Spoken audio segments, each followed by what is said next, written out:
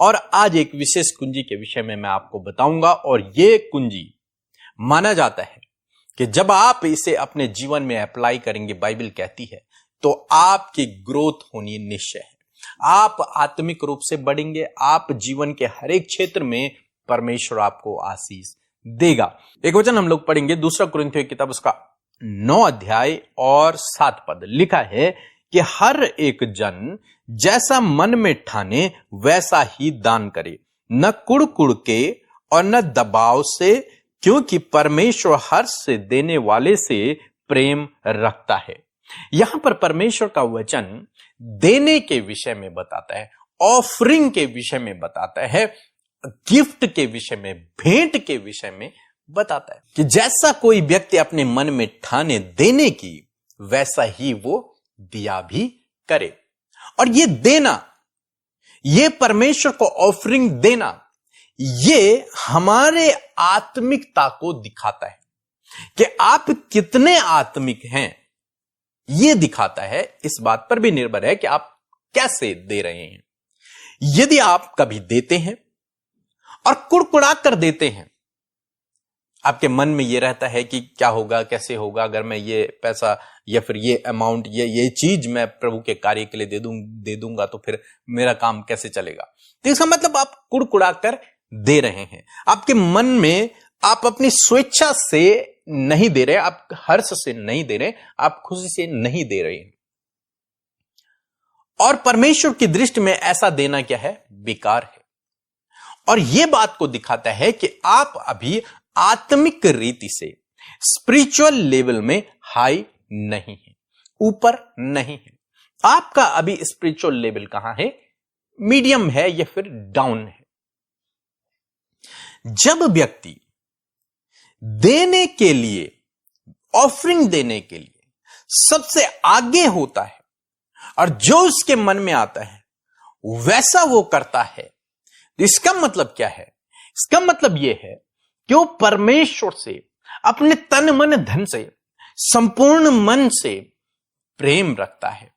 और प्रेम कौन रखता है? जिसकी आत्मिक उन्नति हुई होती है, जो स्पिरिचुअली होता है। तो इसका मतलब आपका देना इस बात को दिखाता है कि आप कितने आत्मिक हैं।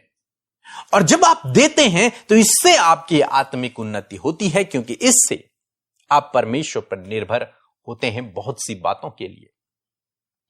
तो आज शाम में मैं आपको उत्साहित करना चाहूंगा कि हर्ष से देने वाले से परमेश्वर प्रसन्न होता है। जब भी आप दें, कहीं भी आप दें, आपको हर्ष से देना है, खुशी से देना है, न कुड़कुड़ाकर, न किसी लोभ लालच में, यह सोचकर भी नहीं कि यदि मैं इतना दूंगा तो मुझे और मिलेगा। आपको खुशी से, जब सोचिए, आप सोचिए जब किसी के घर में आप जाते हैं, किसी से मिलने के लिए, भेंट करने के लिए जाते हैं, तो आप उसके घर में जो कुछ लेकर जाएंगे, मिठाइयां लेकर जाएंगे, कपड़े, तो आप इस आस में लेकर नहीं जाते हैं कि ये मुझे और देंगे। नहीं, आप उससे मिलने के लिए जा रहे हैं, इसलिए आप दे रहे हैं। यह मिलने का एक तरीका है। जब आप किसी घर में जाते हैं तो खाली हाथ नहीं जाते, आप कुछ ना कुछ लेकर जाते हैं। तो ऐसे परमेश्वर के राज्य में है। जब आप परमेश्वर के भवन में जाते हैं, जब आप परमेश्वर की वाणी को सुनते हैं, तो आपके मन में जो कुछ उत्पन्न होता है परमेश्वर के राज्य की बढ़ोतरी के लिए देने के लिए, आपको वो सब बिना कुड़कुड़ाए देना है, हर्षित होकर देना है, खुशी से देना है। ऐसी बाइबल में एक और उदाहरण यीशु मसीह ने दिखाया। और यीशु मसीह ने कहा, मरकुस रचित सुसमाचार उसका 12 अध्याय यदि आप पढ़ेंगे 41 से 44 पद तक, तो यहां पर यीशु मसीह एक मंदिर के पास में बैठे हुए हैं और वहां पर एक भेंट बॉक्स रखा हुआ है और लोग आकर उस भेंट बॉक्स में अपनी अपनी भेंट को डाल रहे हैं। तो एक विधवा स्त्री आती है और वो विधवा स्त्री, देखो यहां पर लिखा है 42 पद में लिखा है, इतने में एक कंगाल विधवा, लिखा है उसके लिए कंगाल विधवा। एक तो वो विधवा है, ऊपर से वो कंगाल है, उसके पास कुछ भी नहीं है, ने आकर 2 दमड़ी, बस थोड़ा सा उसके पास था, 2 रुपए मान के चलो, और वो 2 दमड़ियां जो एक अधेल के बराबर होती हैं डाल दी। उसके पास कुछ नहीं है, वो कंगाल है। और उसके बाद जो था भी वो उसने परमेश्वर के भवन में दे दिया। लेकिन कैसे दिया है ये उसने खुशी से दिया है, ये उसने हर्ष से दिया है, क्योंकि वो परमेश्वर से मिलने आई है। उसने परमेश्वर की आवाज को सुना है, उसने परमेश्वर के वचन को सीखा है, उसने परमेश्वर के भवन में प्रार्थना की है। तो इसलिए उसने क्या किया, उसने जो कुछ उसके पास था उसने वहां डाल दिया।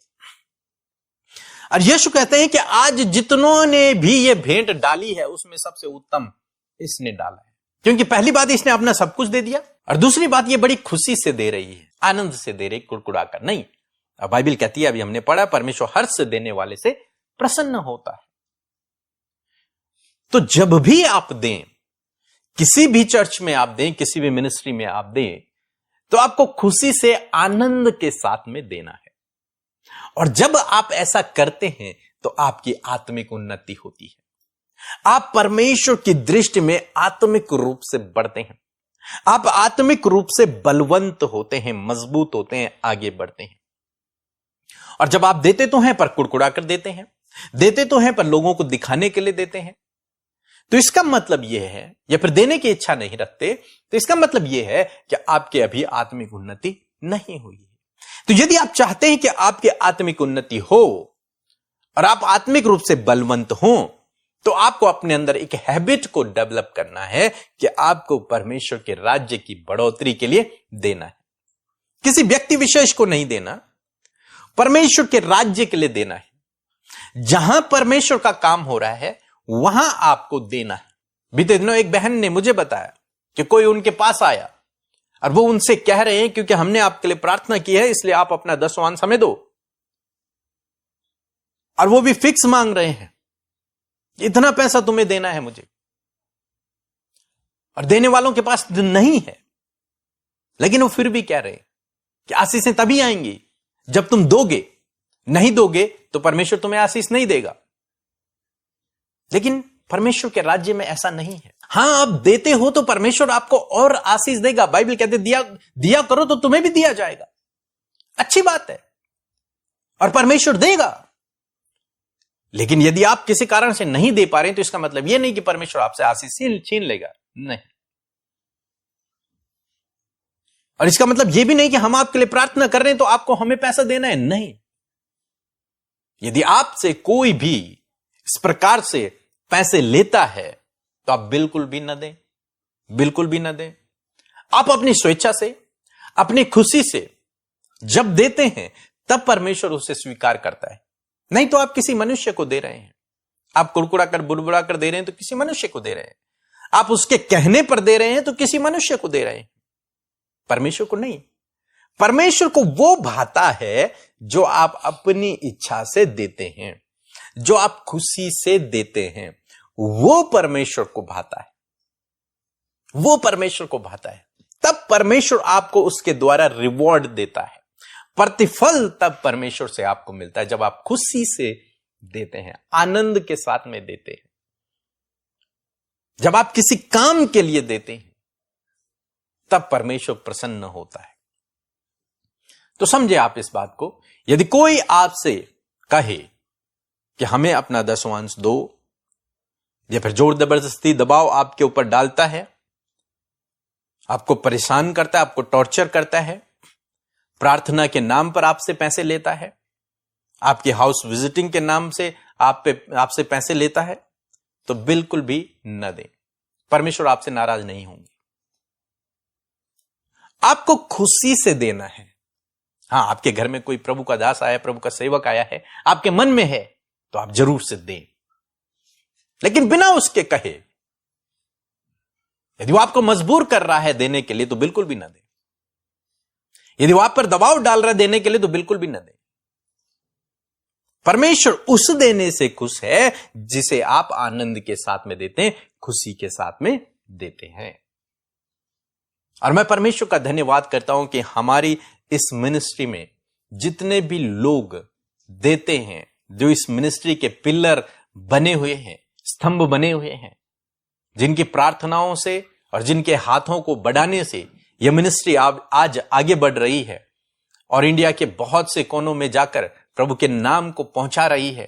बहुत से लोगों के अंदर प्रभु के नाम का बीज बो रही है, उन लोगों के लिए हम प्रभु का धन्यवाद करते हैं, क्योंकि वे लोग हमारे कहने पर नहीं बल्कि अपनी खुशी से आनंद के साथ में देते हैं। मैं परमेश्वर का धन्यवाद करता हूं इस बात के लिए कि जितने भी लोग यहां बीज बोते हैं वो अपनी इच्छा से बोते हैं, वो अपने आनंद के साथ में, खुशी के साथ में बोते हैं, इस मिनिस्ट्री को सपोर्ट करते हैं।